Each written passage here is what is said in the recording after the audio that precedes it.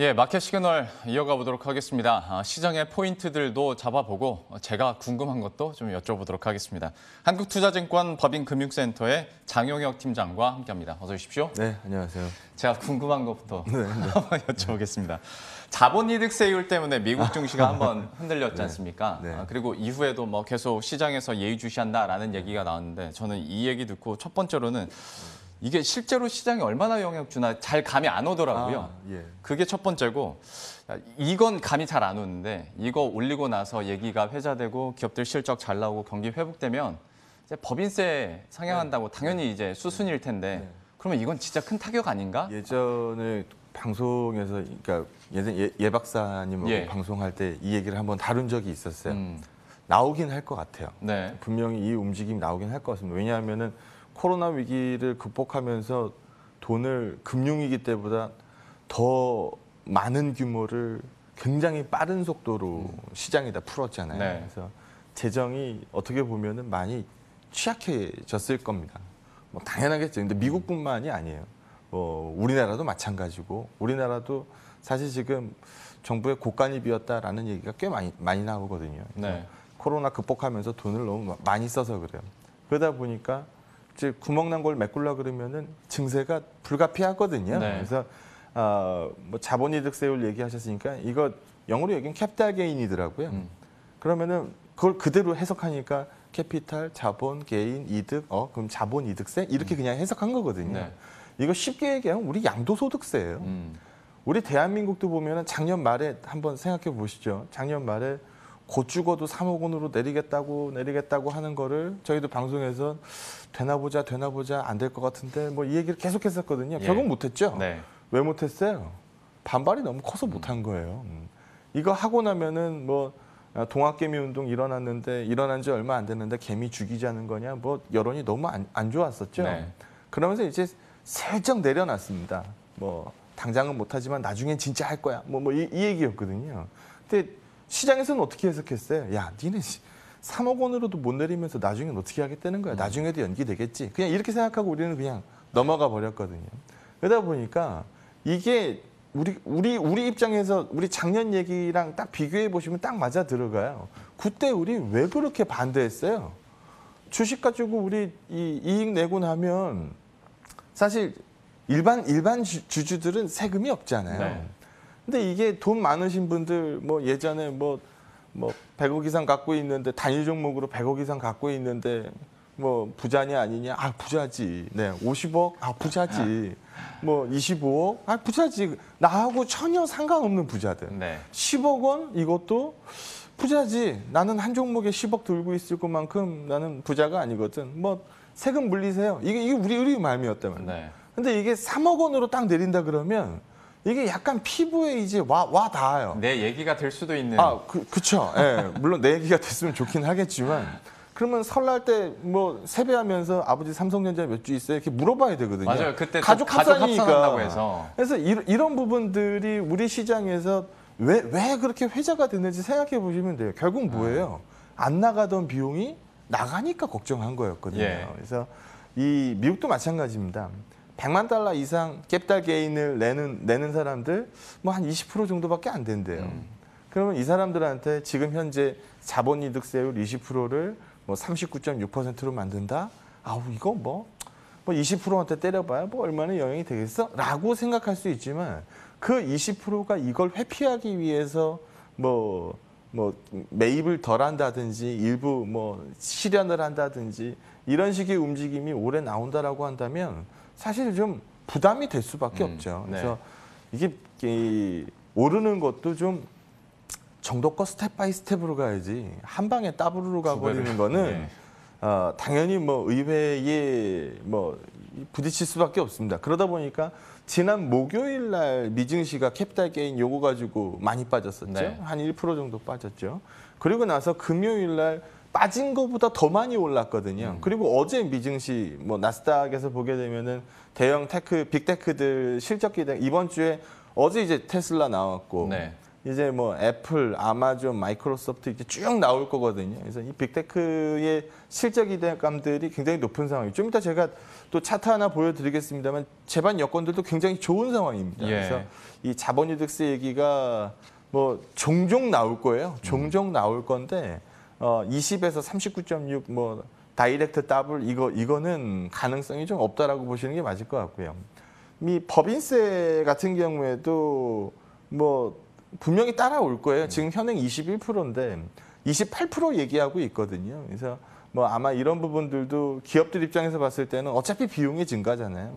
기업 비용의 증가면 이익은 그 비용 증가한 것만큼은 덜 나오기 마련이니까. 그래서 시장에서 분명히 싫어하는 이슈입니다. 하지만 바이든 정부가 무조건 부른 숫자를 한 방에 간다라는 거는 아니라는 점. 우리는 딱 얼마를 불렀대. 그럼 아유 그거 되면 어떻게 하냐. 뭐 큰일 났네. 우리는 이 생각만 하잖아요. 정치는 우리나라나 미국이나 똑같습니다. 서로 많이 불러놓고 협의 과정에서 이제 줄여가고 늘려가고 내가 필요한 걸 얻고 뭘 내주고 이 주고받고의 게임이 정치잖아요. 그래서 우리나라나 미국이나 매한가지이기 때문에 부른 숫자가 절대 한 방에 오지 않는다. 그러니까 지난주 목금 증시만 봐도 그래 뭐 실제로 벌어지면 큰일 나는 일 같았는데 하루 만에 극복해냈네. 이것만 봐도 알 수 있는 점이 아닐까. 뭐 궁금한 점은 해소가 됐을지 모르겠네요. 아유, 완벽하게 예, 해소가 네. 됐습니다. 뭔가 되게 찜찜했었거든요. 네. 근데 자본이득세에 대해서 역시 어떤 정치적 논리도 여기에 많이 껴 있는 거기 때문에 지금으로서는 물론 하나의 변수로 체크는 해둬야겠습니다만은 이것 때문에 뭐 시장 자체가 찌그러질 정도는 아니다 정도로 저희가 한번 받아들이도록 하겠습니다. 이제 지표들을 보면서 이제 얘기를 이어가 보면 굉장히 좀 씁쓸한 단면이 있어요. 네. 씁쓸한 단면이 있는데 일단 미국의 백신 접종률이 얼마 정도 돼요? 한 30% 정도 나오나요? 지금 네. 백신 접종률이? 그러니까 여기는 이제 굉장히 이제 활기를 띠는 것 같아요. 네. 뭐 곧 뭐 마스크 의무화 규제도 뭐 완화한다고 해제한다. 하고, 뭐 여러 가지 완화책들 얘기가 많이 나오고 있으니까요. 근데 다른 측면에서 한번 요즘 코로나 제일 심한 국가가 어디예요? 인도? 인도죠. 예, 인도 예. 아주 요즘 박살나고 있죠. 하루에 뭐 30만 명 막 네. 이렇게 나오니까. 물론 거기 인구가 많으니까 우리가 단순 비교하면 안 되지만 그래도 많은 건 엄청 많은 건 엄청 네. 많은 거죠. 그래서 이것만 놓고 한번 보자고요. 미국 입장에서 한번 생각해 봅시다. 미국은 경기가 활성화되고 있고 백신 접종률도 높아졌고 그러면은 미국 입장에서는 좋아지고 있습니다를 얘기할 수 있어요. 미국만 놓고 보면 그러면 금리 단 어떻게 움직여야 될까요? 위로 가야죠. 금리는 경기의 거울이거든요. 예. 그러면은 경기가 좋아졌어? 금리는 당연히 올라가는 게 당연합니다. 네, 차트 하나 보시죠. 아이러니한 그림인데 우리가 4월 초에도 3월 말서부터 제가 이런 얘기를 많이 했을 것 같아요. 금리의 피크아웃에 대해서 제가 얘기를 많이 했습니다. 네. 1.7%, 1.75까지 갔었던 이 금리가 미 국채 10년물 수익률 기준으로 불러들이는 건데 1.7% 중반까지 갔었던 금리가 국채 수익률이 지금 1.56, 1.57 요 정도 수준까지 떨어졌어요. 우리 이 4월만 들어서 놓고 보는 건데 이 4월 한 달간의 기간 동안에 미국은 좋은 뉴스가 굉장히 많았습니다. 근데 계속 금리가 떨어지고 있어요. 왜? 미국은 좋지만 바깥에 상황이 안 좋거든요. 그러다 보니까 글로벌 금리가 단박에 올라가는 그 그림이 안 나오는 거죠. 그래서 이제 좋은 그림 또 하나가 나오고 있는 게 일단 첫 번째 단추는 우리가 미국 금리 튈 때 어떻게 움직였는지 우리 다 기억하잖아요. 빠지면 주가 빠진 날 다음 날 주가 왜 빠졌어요라고 물어보면은 다 해서 뭐라고 뉴욕 증시 마감에 뭐라고 써 있어요. 전일 미 국채 10년물 수익률이 네. 상승해서 시장이 빠졌습니다. 오른 날은 왜 올랐대요? 미 국채 10년물 수익률이 진정됐습니다. 빠져서 올랐습니다. 이렇게 해서 써놨었잖아요. 예. 한동안 이것만 봤었거든요. 그래서 이게 적어도 이제 중심 잣대가 안 된 것 같아요. 피크아웃 얘기를 이제 할 수 있는 시점이 된 거고. 두 번째 긍정적인 점을 얘기해 보면 지금 독일 10년물은 그 자리에 있었어요. 지금 독일 10년물은 마이너스예요. 마이너스 지금 얘네가 0.25 뭐 요 정도 나오고 있어요. 얘네들은 마이너스 수익률이니까.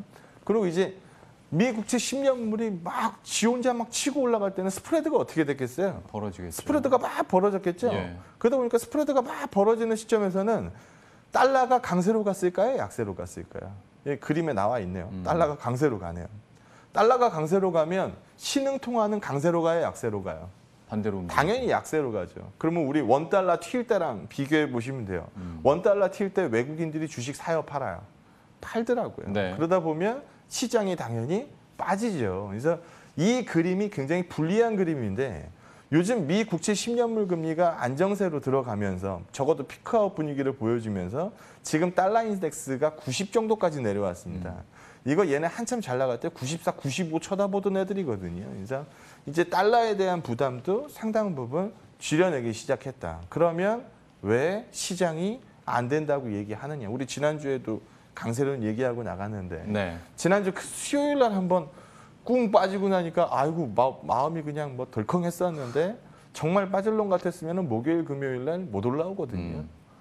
연속성을 발생시키지. 근데 목금 메꿔 놓더니 어제는 미로 다시 한번 채워내는 그림이 나왔죠. 그래서 외국인이 3은 오르고 외국인이 8만 빠지고 이 그림 뭐 다 당연합니다. 네, 네. 그래서 뭐 아직까지 외국인 수급 가지고 조금 논란이 많은데 지난주에 조금 둔화되는 흐름, 그 이전에는 뭐 완벽히 좋았고요.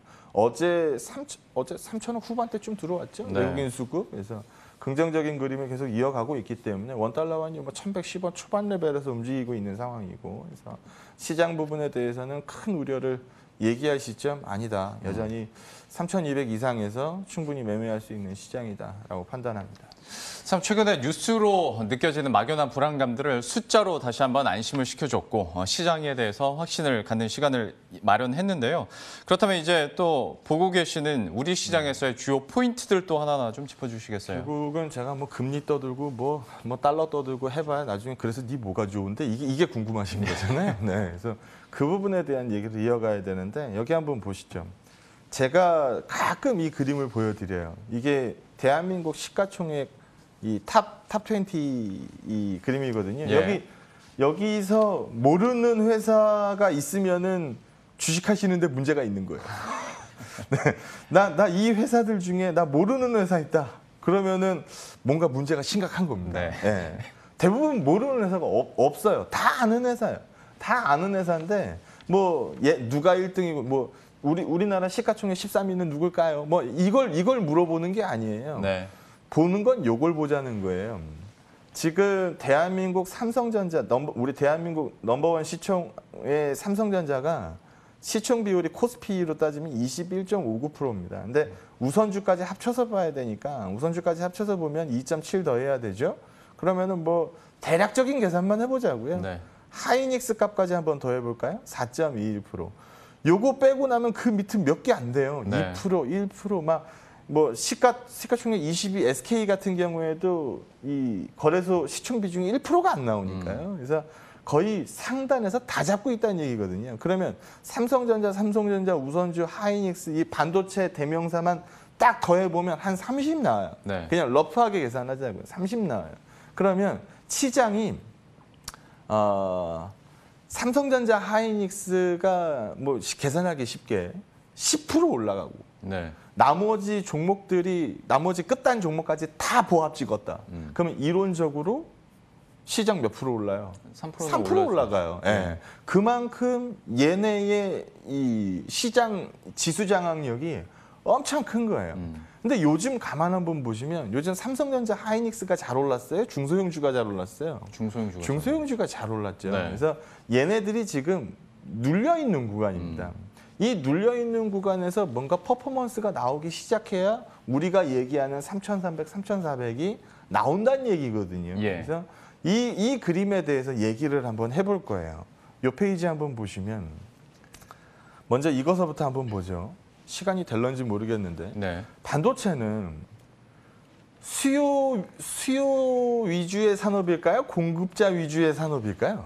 지금 공급자 위주가 네, 되죠. 공급자 위주의 산업이 맞아요. 왜냐하면 이게 뭘로 보냐면 수요가 늘어서 반도체 가격이 올라가는 탄력성보다 공급이 줄어서 반도체 가격이 올라가는 탄력성이 훨씬 커요. 어디 네. 뭐 정전 사태 났다 그러면 바로 스팟 가격에 바로 반영돼 버리잖아요. 예. 하루 아침에 수요가 늘어서 가격이 튄 게 아니거든요. 수요가 늘었다고 하루 아침에 반도체 가격이 그렇게 튀진 않아요.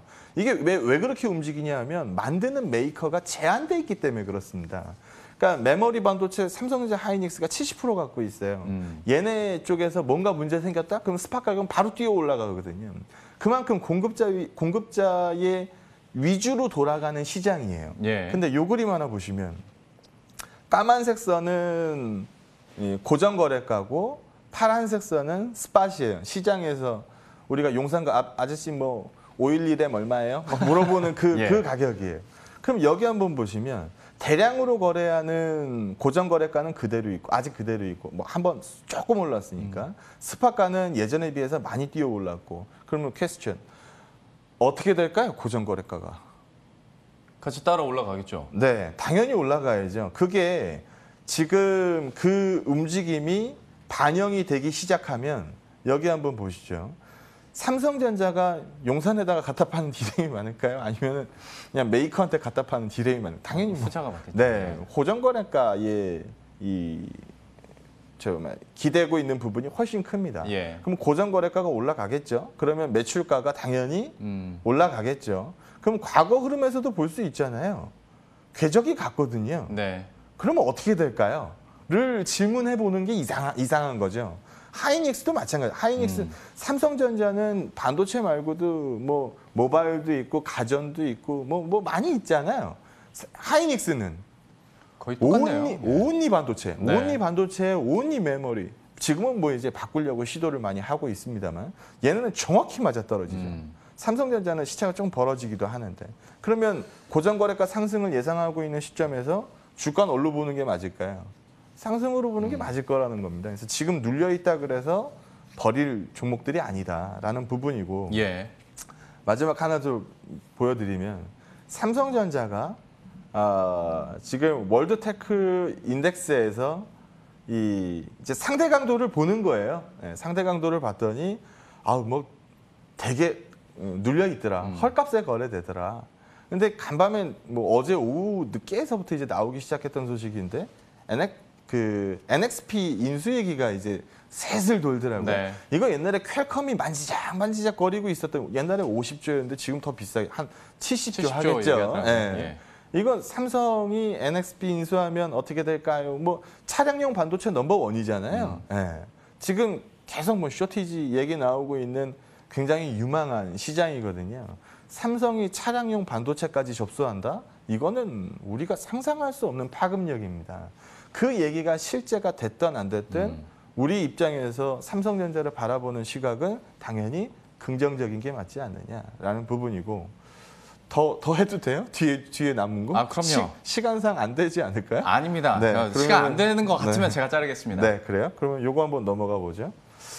K배터리가 인기가 아주 좋았죠. 네. 인기가 아주 좋았던 시장에서 주가가 아주 좋았던 이유가 뭘까요? 전기차 스토리는 잘 맞아 들어가는데 우리 K배터리 점유율이 뭐 나쁘지 않았으니까. 그렇다고 뭐 어마무시하게 압도적입니다라고 읽을 수도 없지만 세 개 합치면 나쁘지 않았으니까. 예. 그래서 이제 우리가 K배터리 얘기를 많이 했어요. 그러다 보니까 전기차 하면 뭐가 떠올라요? 라고 얘기하면은 나 뭐 LG화학이요. 뭐 삼성 SDI요. 뭐 이렇게 나오는 우픈 얘기들이 굉장히 많았었거든요. 예. 근데 배터리만 있으면 전기차가 가나요? 아니에요. 결국은 모터예요. 좀 전에 창희 스픽? 네. 거기서도 이제 뭐 LG전자 얘기가 나오곤 했었는데 예. 걔네 뭘로 지금 퍼포먼스 받은 거예요? 모터로 받았잖아요. 네. 결국 이제 구동 시스템에 대한 얘기들이 나오기 시작합니다. 그래서 구동 모터에 대해서 뭐 유명한 것 물론 우리 LG전자가 글로벌리 유명하지 않죠. 뭐 일본의 니덱이라든지 이런 애들이 유명하죠. 그래서 뭐 좋아지면 그쪽이 많이 오르겠지만 우리나라 시장에서도 뭐 한번 찾아볼 필요는 있지 않겠느냐라는 부분이어서 결국은 현대차에서 정의선 부회장이 지난 주말에 미국 갔어요. 네. 지금 이 시국에 왜 미국 갔을까요? 가가지고 내가 회장이요라고 얘기하면서 나 알라바마 공장 처음 와봤는데 인사하러 왔어요. 이걸로 갔을까요? 그러지는 않았겠죠. 네, 그것 때문에 간 거 아닐 것 같거든요. 그래서 아마 전기차 이 생산에 대해서 미국 현지 생산에 대해서 뭔가 얘기가 있을 것 같고 뭐 애플카 스토리가 끝나지 않았을 수도 있는 거고. 네. 그래서 이런 부분들이 이슈화되기 시작하면 결국 차에서 부품이 이제 내연기관 중심에서 이제 다 전장화로 바뀐다는 얘기거든요. 전장화로 바뀌면은 일단 현대차 안에 들어가는 부품이 비싸져요. 예. 그럼 그 안에 들어가 있는 거 순정 부품은 다 뭐예요?